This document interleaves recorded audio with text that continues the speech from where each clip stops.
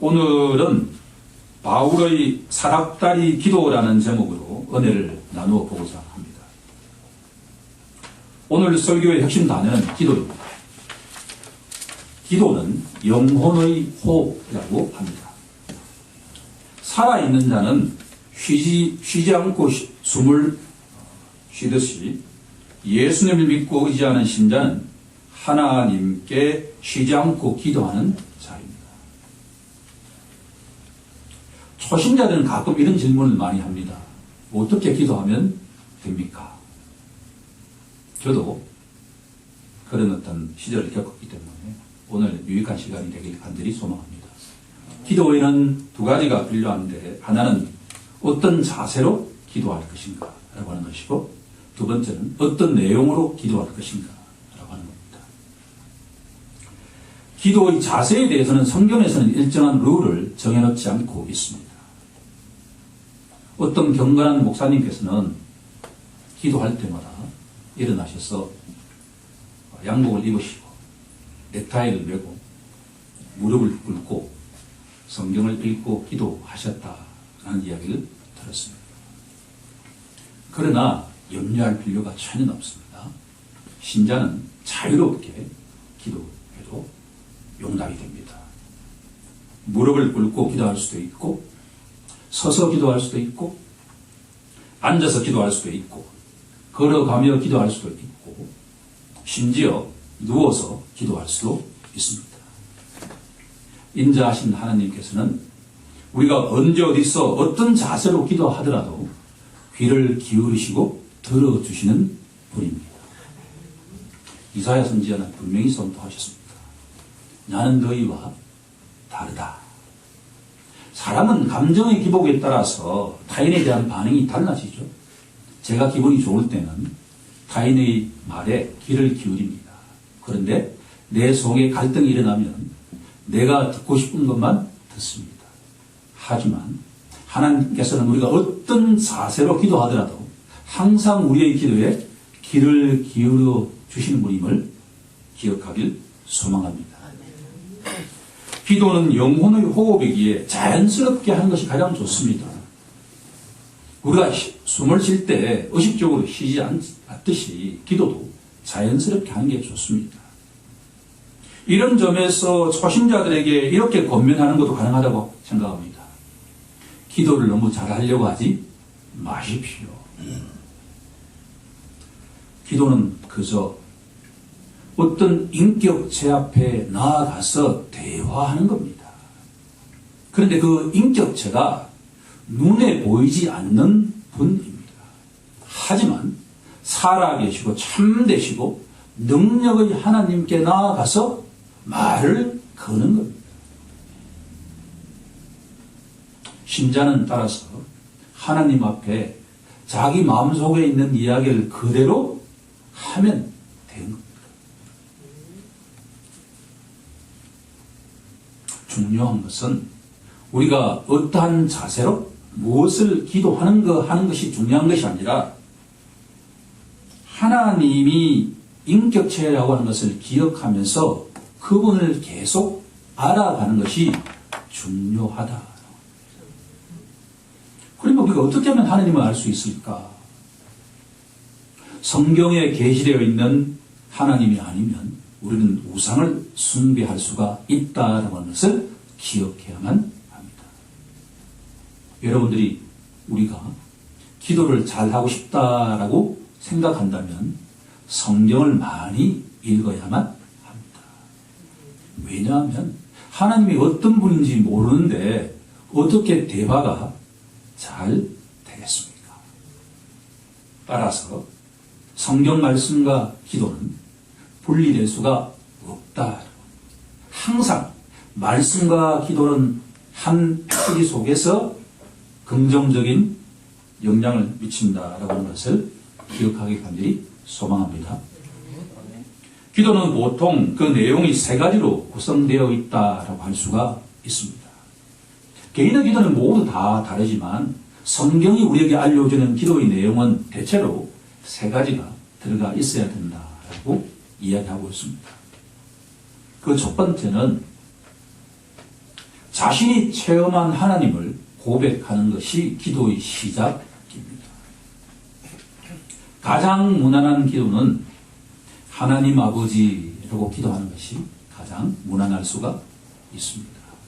왜냐하면 예수님께서 제자들에게 가르쳐 주시기를 선생님 우리가 어떻게 기도하면 됩니까? 라고 질문하니 주님께서 너희는 이렇게 기도하라. 하늘에 계신 우리 아버지시여 라고 말씀하시기 때문입니다. 저는 개인적으로 항상 제가 체험한 하나님은 살아계시고 참되신 하나님 혹은 상천하지 하나님이라고 저는 고백합니다. 어떤 고백도 가능하겠지만 성경 속에서 성경을 읽고 묵상하면서 여러분들이 체험한 그 하나님을 기도 제일 앞에 두어야 된다라고 하는 것이 성경적인 기도의 출발이라고 할 수가 있습니다. 사도 바울은 이렇게 기도를 시작합니다.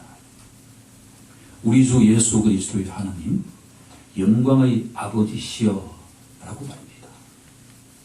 성경에는 수많은 영혼들이 하나님을 인격적으로 만난 그 순간이 기록되어 있습니다.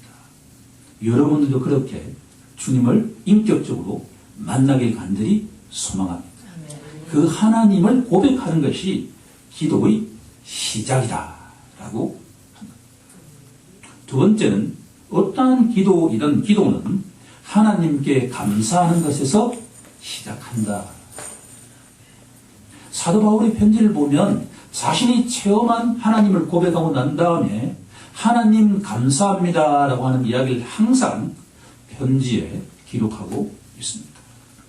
대표적으로 빌립보서 1장 3절에 가면 사도 바울은 내가 너희를 생각할 때마다 나의 하나님께 항상 감사한다. 사도 바울을 통해서 예수를 만난 그 지체들을 생각하면 하나님 감사합니다 라고 고백하지 않을 수가 없다라고 합니다. 사도 바울은 그 위대한 전도자였지만 자신은 아무런 자격 없다라고 하는 것을 항상 고백합니다. 자신을 통해서 만난 그 영혼들을 생각할 때마다 감사하지 않을 수가 없다라고 하는 거죠. 우리도 기도할 때마다 하나님께 주님께서 주신 것에 감사하는 기도를 드리기 간절히 소망합니다. 세 번째는 하나님께 간구하는 기도를 드리고 있습니다. 신자는 교회 공동체를 위해서 간구하는 기도를 해야 됩니다. 또한 개인과 가정과 일터와 나라를 위해서 하나님께 간구하는 기도를 해야만 합니다. 자, 오늘 본문에 들어가기 전에 한 가지 이제 우리가 더 해결을 해야 되는데, 우리는 어떤 신자의 기도를 들으면 그 사람이 체험한 하나님이 어떤 분인지, 그 사람이 감사하는 내용이 무엇인지, 그 사람이 간구하는 것이 무엇인지를 알 수가 있습니다. 기도는 신자 마음 속에 눈에 보이지 않는 열망이 무엇인지를 알 수 있게 합니다. 오늘 이 본문 속에서도 사도 바울이 체험한 하나님이 누군지, 사도 바울이 무엇에 감사하는지, 사도 바울이 무엇을 간구하고 있는지 우리들은 알 수가 있습니다. 오늘의 기도는 사도 바울이 에베소 교회 성도들을 위한 기도에서 두 번째 하는 기도입니다. 우리는 이미 첫 번째 기도에 대해서 검토해 본 적이 있습니다. 1장 17절부터 나오는 내용을 한번 기억을 더듬어 보면 감사하겠습니다. 1장 18절에 보면 사도 바울은 하나님께 우리 마음의 눈을 밝혀 주옵소서라고 이야기합니다. 너무 멋진 시적 표현 아닙니까? 사람의 마음에 눈이 있다. 얼마나 시적인 표현입니까? 하나님, 우리 마음의 눈을 밝혀 주옵소서라고 고백합니다. 이것은 무엇을 전제하고 있습니까? 우리 성도의 마음의 눈이 캄캄하다라고 하는 것을 전제하지 않습니까? 우리 마음의 눈이 정확하게 다 있는 그대로 볼 수 있다고 한다면 사도 바울에게 기도할 리가 없지 않겠습니까? 이 세상 사람이든 신자든 어떠한 사람의 마음도 정도의 차는 있지만 어둠 속에 있다라고 하는 것을 기억해야만 할 것입니다. 내가 세상의 빛이라고 하는 주님이 우리의 마음을 비춰주지 않으시면 그 누구도 이 세상 속에서 내가 누구인지 하나님이 누구인지를 알 수 있는 사람은 전혀 없습니다. 성도의 마음의 눈을 밝혀달라고 강구하면서 사도 바울은 첫 번째 기도에서 세 가지를 알게 해달라고 기도하고 있습니다. 어떻게 보면 사도 바울의 기도는 아주 간단한 기도입니다. 하나님 우리 마음을 눈을 밝히셔서 알게 해달라는 겁니다. 이건 뭘 전제하고 있습니까? 성도가 그것을 제대로 안다는 겁니까? 모른다는 겁니까? 모른다는 것이죠. 첫 번째로 성도의 부르심의 소망이 무엇인지를 알게 해달라고 기도하고 있습니다. 두 번째로 성도 안에 있는 기업의 영광의 풍성함을 알게 해달라고 기도하고 있습니다. 세 번째로 하나님의 능력의 지극히 크심을 알게 해달라고 기도하고 있습니다. 사도 바울이 첫 번째 기도에서 하나님께 간절히 간구한 것은 세 가지 보물인데 첫 번째 보물이 성도의 소망이라고 하는 보물입니다. 두 번째 보물이 성도의 기업이라고 하는 보물입니다. 세 번째 보물이 성도의 능력이라고 하는 보물을 알게 해달라고 기도하고 있습니다. 이것은 무엇을 또 전제하고 있습니까? 우리가 그리스도인이지만 사실은 하나님이 주신 선물, 보물을 제대로 안다는 겁니까? 모른다는 겁니까? 모른다는 것이죠. 성도가 얼마만큼 위대한 존재인지를 알지 못한다라고 하는 것이 사도 바울이 에베소 교회 성도들에게 보낸 간절한 열망이었다라고 하는 겁니다. 이 세상 사람들은 갖고 있지 않지만 예수님과 인격적으로 연합한 성도라면 그 누구라도 소망을 갖고 있고 기업을 갖고 있고 능력을 갖고 있는데 너희들이 그것을 모르니 이렇게 거지처럼 살아가지 않느냐라고 하는 것이 사도 바울이 성도들에게 강구하고 있다. 만약에 우리가 사도 바울이 강구한 이 내용을 정확하게 안다고 한다면 우리는 하나님의 자녀로서 당당하게 세상의 소금이 되고 빛이 될 수 있다라고 하는 것이 사도 바울의 강구함입니다. 우리에게 그와 같은 역사가 일어나길 간절히 소망합니다. 오늘의 본문은 이제 사도 바울이 에베소 교회 성도들을 향해서 두 번째로 기도하고 있습니다. 이 기도의 내용은 조금 첫 번째 기도의 내용과는 다른 것인데 성도가 성숙한 기도를 하길 원한다라고 하는 내용으로 정리할 수가 있습니다. 첫 번째 기도의 역사함이 없다고 한다면 성도가 성숙한 기도를 하기는 어렵지 않겠습니까? 따라서 우리들은 사도 바울이 강구한 첫 번째 기도에 대한 묵상은 좀 더 하고 난 다음에 이 본문으로 들어가는 것이 논리적인 순서일 것이다 라고 생각합니다. 이 시간을 통해서 우리 덕성교회 모든 예배자들이 함께 사도 바울의 강구처럼 성숙한 기도를 해가길 간절히 소망합니다. 사도 바울은 본문 14절에서 이러므로 라고 하는 단어로 시작을 하고 있습니다. 여기서 이러므로 하고 단어는 기도란 하나님의 뜻 안에서 이루어져야 된다라고 하는 것을 강조하고 있습니다.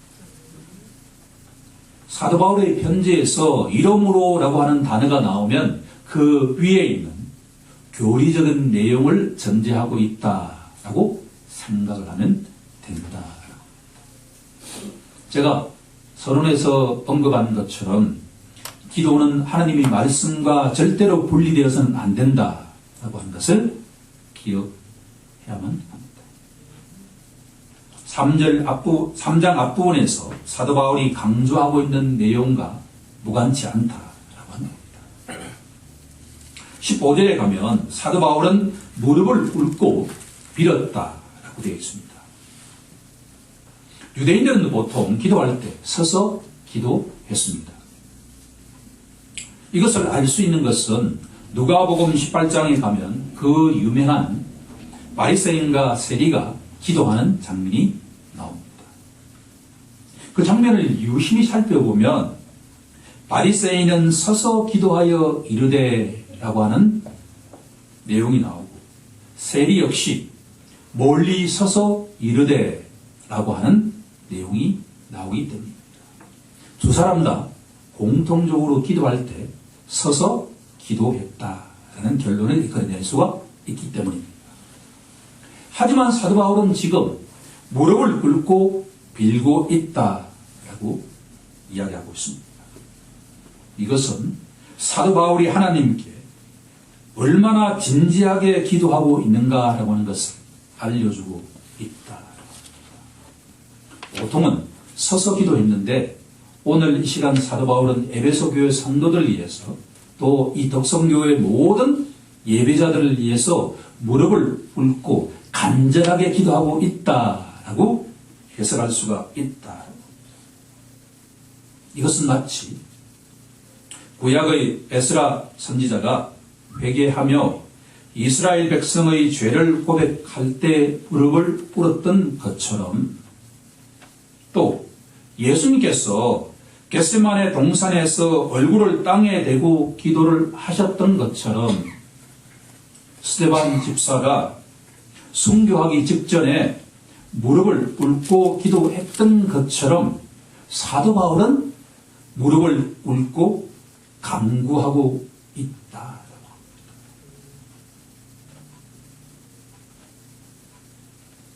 저는 이 사도 바울의 기도를 사닥다리 기도라고 이름을 한번 붙여보고자 합니다.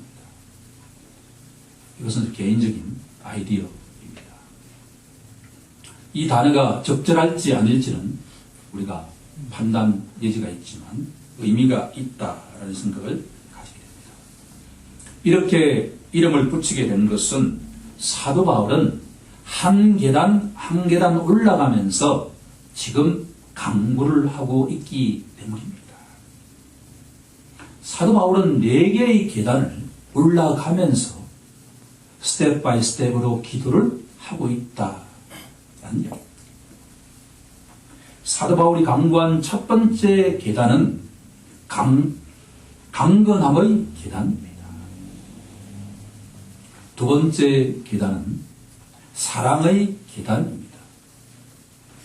세 번째 계단은 알의 계단, 즉 지식의 계단이고 마지막 계단은 충만함의 계단입니다. 그러면 지금부터 사도 바울이 사닥다리 기도의 계단을 한 계단씩 함께 성령의 인도함을 받으면서 올라가 보기를 간절히 소망합니다. 첫 번째 계단은 강건함의 계단입니다. 이 강건함이라고 하는 단어는 제가 카톡 등등에 문자를 보낼 때 상당히 좋아하는 단어인데 이 단어는 조금 토시가 틀리면 상당히 이상하게 되어버릴 수도 있습니다. 사도 바울은 성령으로 말미암아 속 사람을 능력으로 강건하게 해달라고 기도하고 있습니다.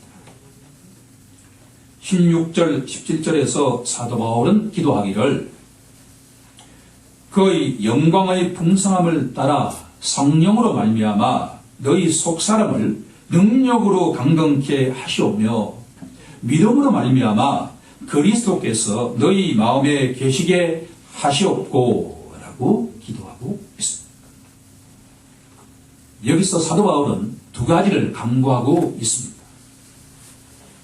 한편에는 성도의 속사람을 위해서 강구하고 있고, 다른 한편에서는 성도의 마음을 위해서 강구하고 있다라고 합니다. 달리 말하면 사도 바울은 신자 안에 성령께서 내주해 달라는 기도를 하고 있는 동시에 그리스도가 신자의 마음 안에 내주하기를 강구하고 있다라고 하는 겁니다. 왜냐하면 예수 그리스도께서는 죽음에서 부활 성천하시고 지금 어디에 계시냐 그러면 성경의 말씀대로 저 천국 하나님 보좌 우편에 계시지 않습니까? 그러면 우리가 예수를 믿는다라고 하는 것은 다른 말로 하면 요한 사도는 요한복음 1장에서 예수님을 영접한다, 받아들인다라고 이야기하지 않습니까? 그런데 저 천국에 계시는 예수님을 도대체 어떻게 내가 영접하면 그분이 내 속에 내주에 계시느냐라고 하는 질문입니다. 염려할 필요가 전혀 없습니다. 성령은 그리스도의 영이기도 하기 때문에 우리가 예수님을 영접하는 순간에 그리스도의 영이신 성령이 내 마음 속에, 내 심령 속에 내주에 계신다라고 합니다. 따라서 성령을 통해서 그리스도가 우리 마음에 내주에 계신다라고 정리할 수가 있습니다. 그러니까 어떤 사람이든 간에 자기 죄를 고백하고 예수님을 자신의 구세주와 주인으로 영접한 자에게는 그리스도, 곧 예수께서 내 마음속에 와 계시는데 그 그리스도는 바로 성령께서 내 속에 와 계신다라고 정리할 수가 있다. 그러면 그리스도께서 곧 성령께서 신자 속에 내주에 계시는 목적이 무엇인가라고 질문한다면 그것은 바로 신자의 강건함을 위해서 내주에 계신다라고 하는 겁니다. 그러니까 첫 번째 계단에서 사도 바울이 강구한 것은 성도가 내주에 계시는 성령의 인도함을 받아서 날마다 강건해지기를 기도하고 있다라고 하는 겁니다. 다시 말한다 그러면 성도의 그 속사람이 날마다 튼튼해지고 날마다 단단해지고 날마다 활기차기를 강구하고 있다라고 합니다. 우리의 기도는 이렇게 되어야 할 줄로 믿습니다. 하나님, 내주하신 성령께서 나를 날마다 튼튼하게 해주시고 단단하게 해주시고 활기차게 해 주옵소서라고 기도하면 그 기도의 응답을 성령을 통해서 우리에게 역사하신다라고 합니다. 이것이 첫 번째 계단에서 사도 바울이 강구한 기도다라고 합니다. 이제 두 번째 계단으로 올라가 보도록 하겠습니다. 두 번째 계단은 사랑의 계단입니다. 이런 질문을 던질 수가 있습니다. 그러면 우리가 날마다 내 속사람이, 내 마음이 튼튼해지고 단단해지고 활기차면 무엇을 위해서 그렇게 할 것인가 라고 하는 질문을 던진다면 바로 너희가 속사람이 강건해져야 하는 이유는 사랑을 위해서다라고 하는 겁니다. 그래서 두 번째 계단은 사랑의 계단이다라고 하는 겁니다. 사도 바울은 본문에서 사랑 안에서 뿌리가 박히고 터가 굳어지기를 강구하고 있습니다. 하나님이 세우신 새로운 사회는 사랑이라는 덕목에 의해서 움직이는 사회입니다. 세상은 본세에 의해서 물리력에 의해서 움직이는 사회일 수 있지만 교회라고 하는 새로운 사회는 오직 사랑이라는 덕목을 통해서 움직이는 사회다라고 합니다. 사도 바울은 본문에서 두 가지의 비유를 하고 있습니다.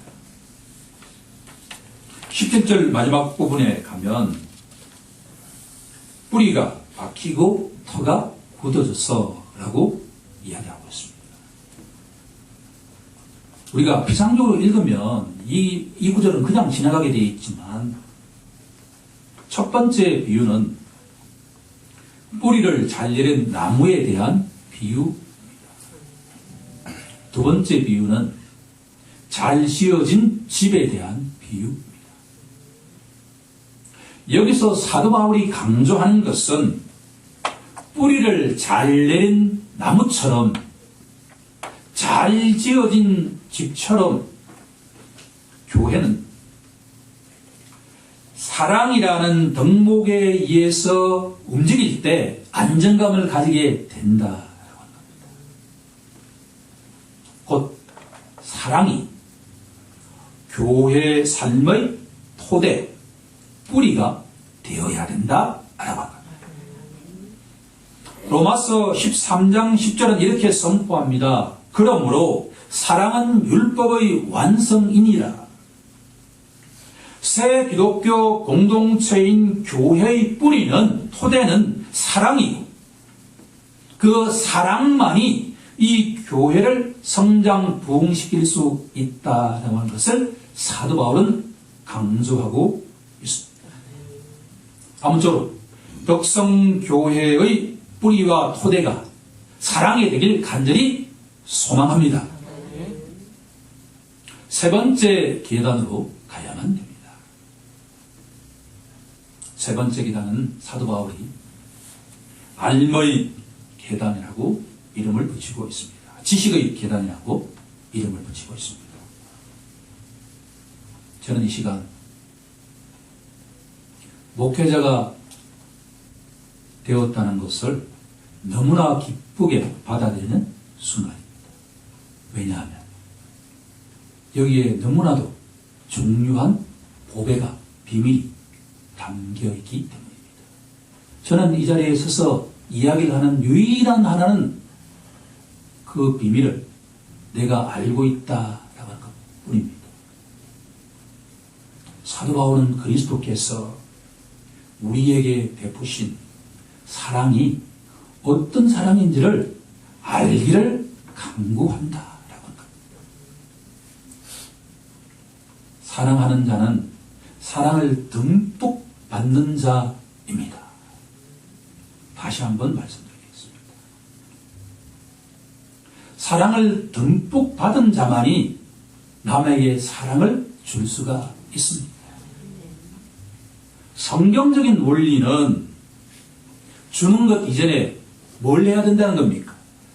받아야 된다라고 한 겁니다. 좀 전에 우리들은 교회의 치리하는 덕목은 사랑이라고 했습니다. 하나님을 사랑하고 이웃을 사랑하는 것이 율법 전체의 모든 내용 아닙니까? 루터의 책을 지난 한 주 동안 보면서 율법은 사랑하는 것인데 율법은 주는 것이다 라고 하는 것을 깨닫게 했습니다.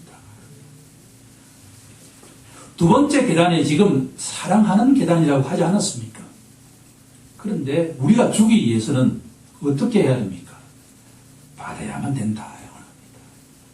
그런데 예수님께서 우리에게 베푸신 사랑을 너희가 정확하게 알기를 소망한다.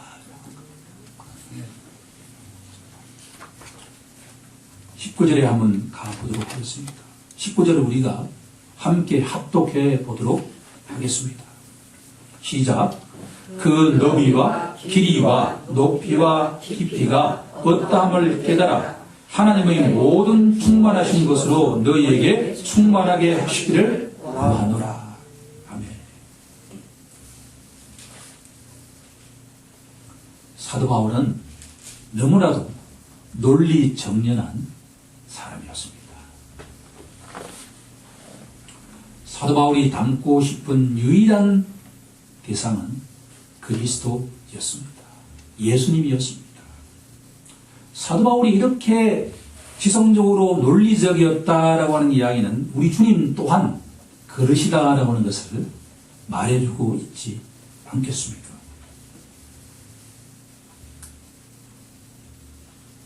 사도 바울은 우리에게 예수님께서 우리에게 베푸신 사랑에는 네 가지 차원이 있다라고 이야기하고 있습니다. 첫 번째로 그리스도의 사랑은 모든 인류를 충분히 포괄할 수 있을 만큼 넓은 사랑을 의미한다. 19절 첫 번째 나와 있는 단어인 너비라고 하는 단어에 속합니다. 이것은 그리스도의 사랑은 유대인은 물론이고 그 어떤 이방인도 다 품을 수 있을 만큼 넓은 사랑이다 라고 말하고 있습니다. 두 번째 그리스도의 사랑은 영원토록 지속될 만큼 긴 사랑이다 라고 하는 겁니다. 19절의 두 번째 단어가 바로 길이라고 되어 있습니다. 인간의 사랑은 그것이 아무리 뜨겁고 정열적이다라고 하더라도 일시적입니다. 우리가 어떤 사람을 만나서 그 사람과 뜨겁게 사랑하더라도 시간이 조금 지나면 그 사랑은 식기 마련이지만 예수님의 사랑은 영원 전부터 영원까지 너무나도 긴 변치 않는 사랑이다 라고 합니다. 세 번째로 그리스도의 사랑은 가장 타락한 죄인에게 도달할 만큼 깊은 사랑이다 라고 합니다. 깊이라는 단어입니다. 우리가 가끔 언론을 통해서 듣기에도 너무나도 악랄한 살인자 같지 않습니까? 저런 사람들에게는 소망이 없을 것이다 라고 생각할 수 있지만 우리 주님 눈에는 우리가 저 사람은 세상에서 가장 악랄한 사람이야 라고 정죄하는 순간에도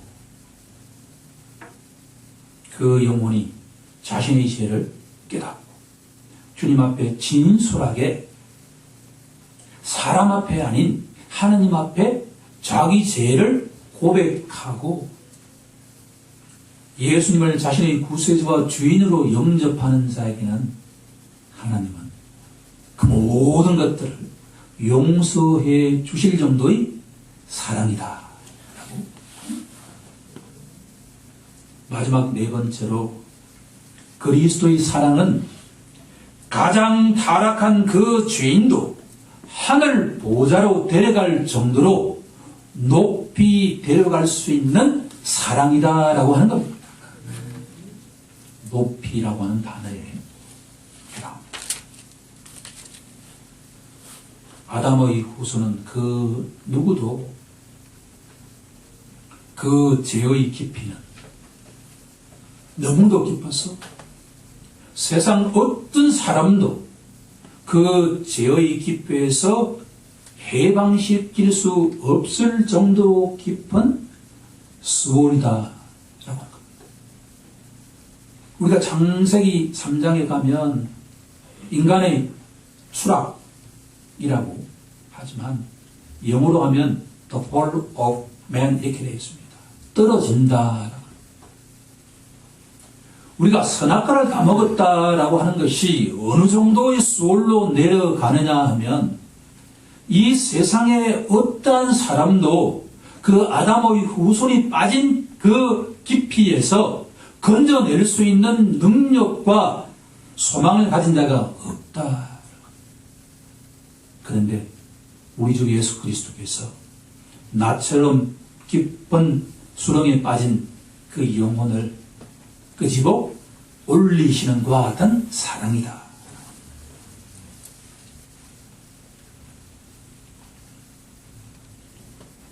사도 바울이 고백한 그리스도의 네 가지 사랑은 정확하게 십자가에서 드러납니다. 그리스도 사랑의 깊이와 높이를 뜻한다면 가로막대는 예수님이 벌리신 팔이 온 세상을 품고 환영하는 자세를 취하고 있다는 점에서 그 사랑의 넓이와 길이를 우리에게 알려주고 있습니다. 사도 바울이 나는 너희 중에서 그리스도와 그의 십자가에 못 박히신 것 외에는 아무것도 알지 아니하기로 작정하였다라고 고백하는 것은 그 이유가 여기에 있습니다. 십자가는 죄의 깊이와 그 모든 것들을 우리에게 알려주는 동시에 그것을 건져내시는, 해방시키시는 그리스도의 참된 사랑을 우리에게 알려주고 있다. 우리 모두 사도 바울이 알려준 그리스도의 참 사랑을 제대로 알고 깨닫는 시간이 되길 간절히 소망합니다. 이제 마지막 네 번째 계단이 남았습니다. 충만함의 계단입니다. 사도 바울은 성도들이 하나님의 충만하신 그곳까지 충만하기를 강구하고 있습니다. 19절 하반절을 보면 하나님의 모든 충만하신 것으로 너희에게 충만하게 하시기를 강구하노라. 충만이라는 단어는 우리 교회가 좋아하는 신자의 성장을 전제하고 있습니다.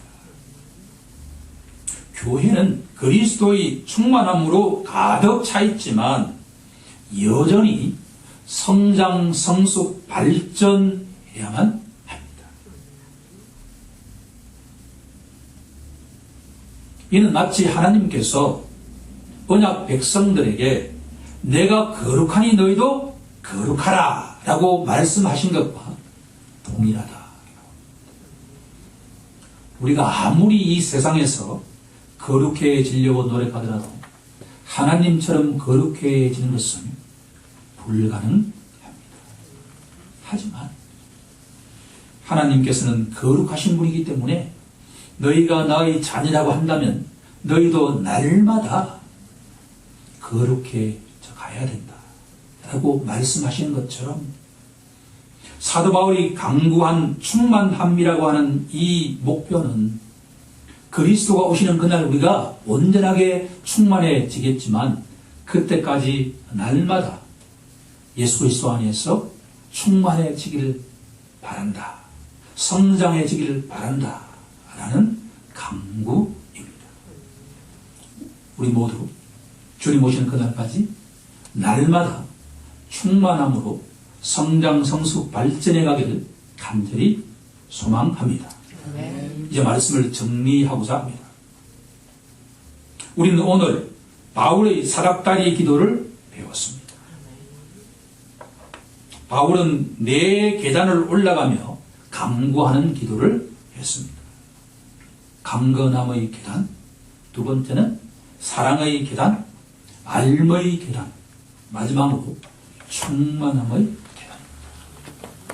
이 네 계단은 주님 모시는 그날까지, 주님께서 이 땅에 심판주로 오시는 그날까지 날마다 우리는 사도 바울이 강구했던 것처럼 살아계신 참 하나님께 강구해야 될 기도입니다. 그러다 보면 우리는 점점 예수님의 기도를 닮아가는 신자가 되어 갈 것입니다. 그리스도의 사랑은 모든 인류를 충분히 포괄할 수 있는 만큼 넓은 사랑이다라고 하는 것을 오늘 간절하게 마음판 깊이 새기길 소망합니다. 그리스도의 사랑은 영원토록 지속될 만큼 긴 사랑이다라고 하는 것을 깨닫길 소망합니다. 그리스도의 사랑은 가장 타락한 죄인에게도 도달할 만큼 깊은 사랑이다라고 하는 것을 깨닫길 소망합니다. 마지막으로 그리스도의 사랑은 가장 타락한 그 어떤 죄인도 저 천국으로 높일 수 있을 만큼 높은 사랑이다라고 하는 것을 깨닫길 소망합니다. 그리스도의 사랑은 추상적인 사랑이 아닙니다. 나 같은 죄인을 살려준 그 사랑입니다. 이것을 깨닫는 순간에 내가 신자가 되었다라고 하는 것은 그 용서함의 크기가 어느 정도인가라고 하는 것을 알 수가 있다라고 하는 겁니다. 그렇다면 이 세상 속에서 수많은 사람이 아직도 열의 아홉은 흑암 속에 처해져 있는데 그 영혼을 구원할 수 있는 유일한 원천과 에너지는 내 자신에게 있는 것이 아니라 누구에게 있다는 것입니까? 우리 주 예수 그리스도. 그분 한 분만이 그 영혼을 흑암에서 구해낼 수 있다라고 하는 것을 우리들은 깨달아야 합니다. 우리 모두 사도 바울처럼 사각다리 기도를 통해서 그리스도의 사랑을 알고 베푸는 자가 되길 우리 주 예수 그리스도의 이름으로 간절히 축원하옵나이다. 아멘.